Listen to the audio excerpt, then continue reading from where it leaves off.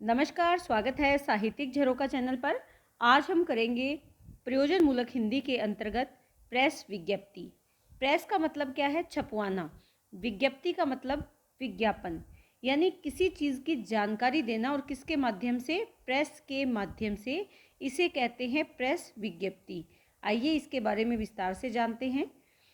देखिए, प्रेस विज्ञप्ति के लिए press communique, press note, press release, press सूचना आदि शब्दों का भी प्रयोग होता है। कई बार क्या है कि इन्हें एक ही समझ लिया जाता है, यानी इन सभी का जो अर्थ है वो एक ही मान लिया जाता है, लेकिन इन सब में थोड़ा बहुत अंतर होता है। इसको समझें अगर कि प्रेस विज्ञप्ति क्या है और इसके अलग अलग रूप क्या है। तो जो press communique, press note, press release, press सूचना, ये प्रेस विज्ञप्ति के ही रूप है।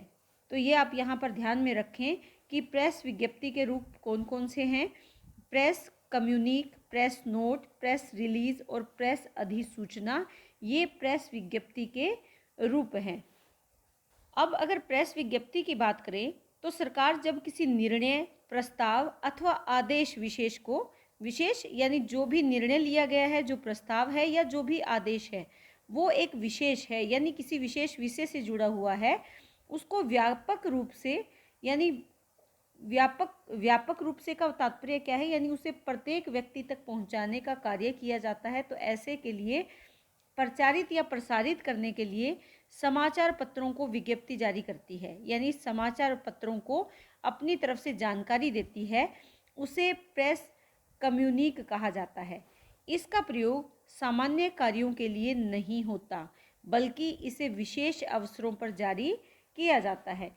यानी सरकार की तरफ से कोई विशेष ऐसी बात होती है जो जनता तक पहुंचाना ज़रूरी होता है, इसके लिए प्रेस कम्युनिक का प्रयोग किया जाता है, प्रेस विज्ञप्ति का प्रयोग किया जाता है।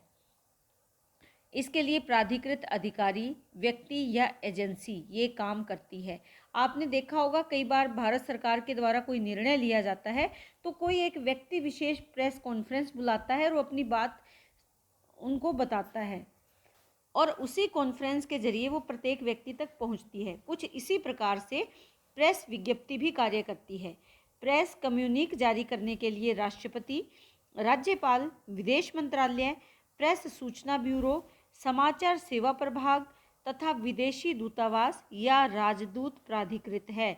यानी इन सबको अधिकार है कि वो सरकार की तरफ से प्रेस विज्ञप्ति जारी कर सकते हैं।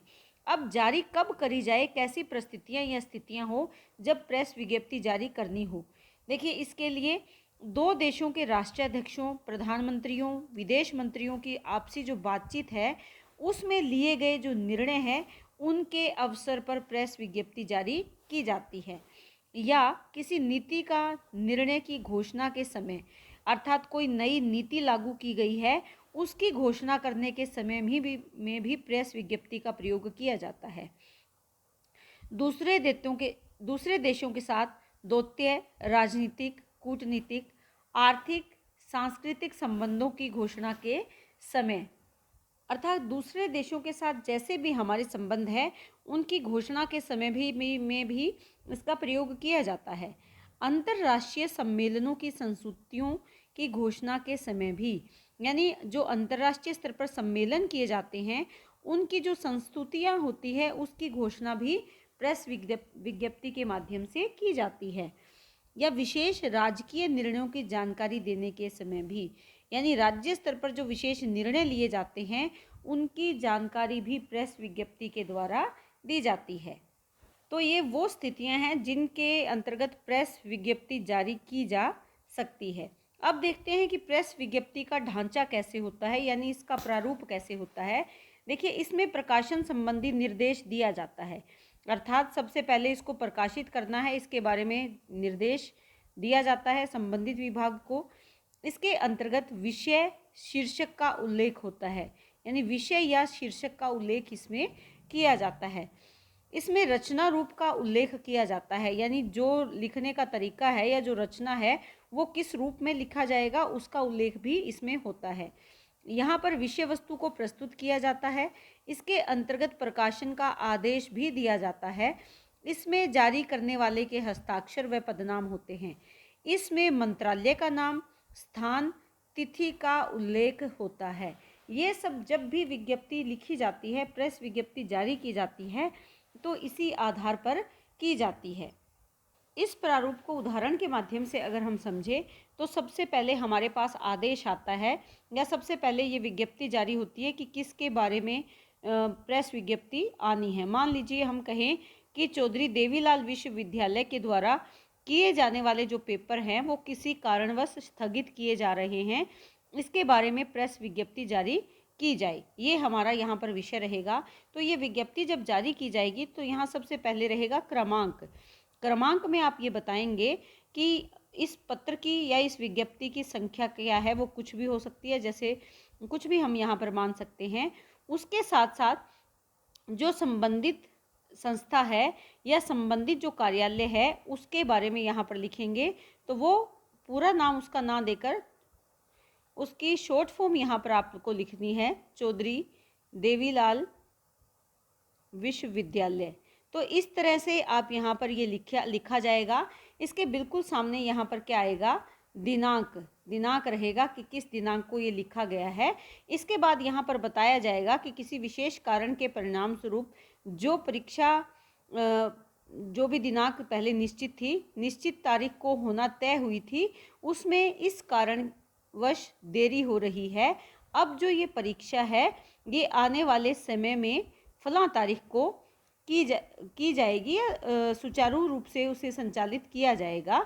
इसके बारे में अधिक जानकारी के लिए आप विश्वविद्यालय के जो भी कार्यालय यहाँ पर है, जैसे परीक्षा नियंत्रक कार्यालय से आप संपर्क कर सकते हैं।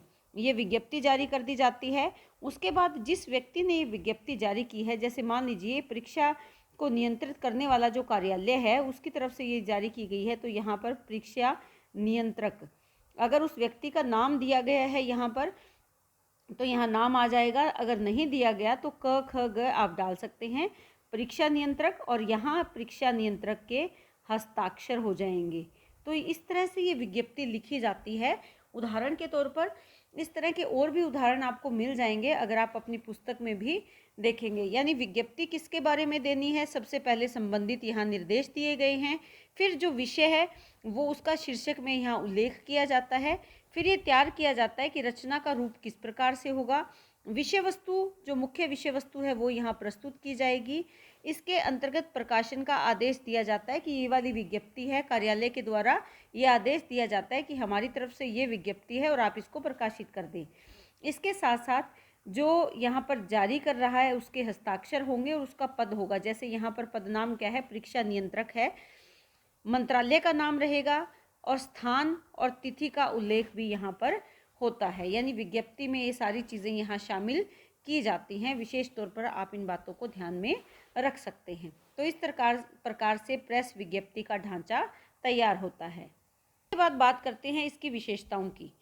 इसे योग्य और अनुभवी व्यक्ति तैयार करता है। यानी इसकी खासियत क्या है कि जो व्यक्ति इसके योग्य है, इसके बारे में जिसे ज्ञान है, वही व्यक्ति इसे तैयार करता है। इसमें प्रेषक, प्रेषिती, संबोधन या स्व निर्देश का अभाव रहता है। यानी ये क्योंकि एक व्यक्तिगत नहीं है तो यहाँ पर स्व निर्देश नहीं होता या इसमें किसी को संबोधन विशेष नहीं किया जाता। शब्दों का चुनाव अत्यंत सावधानी से किया जाता है क्योंकि ये प्रेस के द्वारा प्रकाशित किया जाएगा, प्रत्येक व्यक्ति तक पहुँचेगा, तो जो भी शब्दों का चयन है वो बहुत ही सावधानी से किया जाए। यहाँ पर अर्थाभिव्यक्ति सुस्पष्ट होती है, यानी कोई भी द्विअर्थी शब्द का प्रयोग नहीं किया जाता। जो अर्थ अभिव्यक्त हो रहा है वो बिल्कुल साफ तौर पर होना चाहिए तथा अभिक्षिप्त अर्थ को ही प्रकट करती है। यानी जो आवश्यक है उसी अर्थ को यहाँ पर प्रकट करने का प्रयास किया जाता है। इसे सूचना विभाग समाचार माध्यमों से प्रेषित करता है। यानी जो सूचना मंत्रालय है वो इसे समाचारों के द्वारा प्रेषित करवाता है या प्रकाशित करवाता है। सूचना अधिकारी मूल विज्ञप्ति के साथ हस्ताक्षरित टिप्पणी भेजता है। यानी सूचना देने वाला जो अधिकारी है उसमें जो विज्ञप्ति है उसके साथ जो साइन किए हैं वो टिप्पणी भी इसमें शामिल करता है। तो ये कुछ विशेषताएं हैं जो प्रेस विज्ञप्ति के समय ध्यान में रखी जाती है।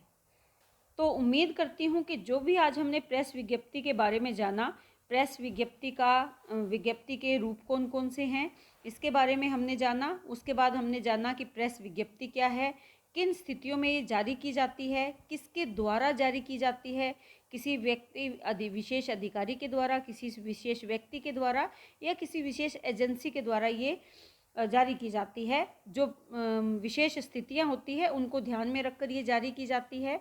उसके बाद हमने जाना कि इसका प्रारूप या इसका ढांचा किस प्रकार से तैयार किया जाता है, और अंत में हमने जाना कि प्रेस विज्ञप्ति के समय उसमें किन विशेषताओं को ध्यान में रखा जाए या शामिल किया जाए।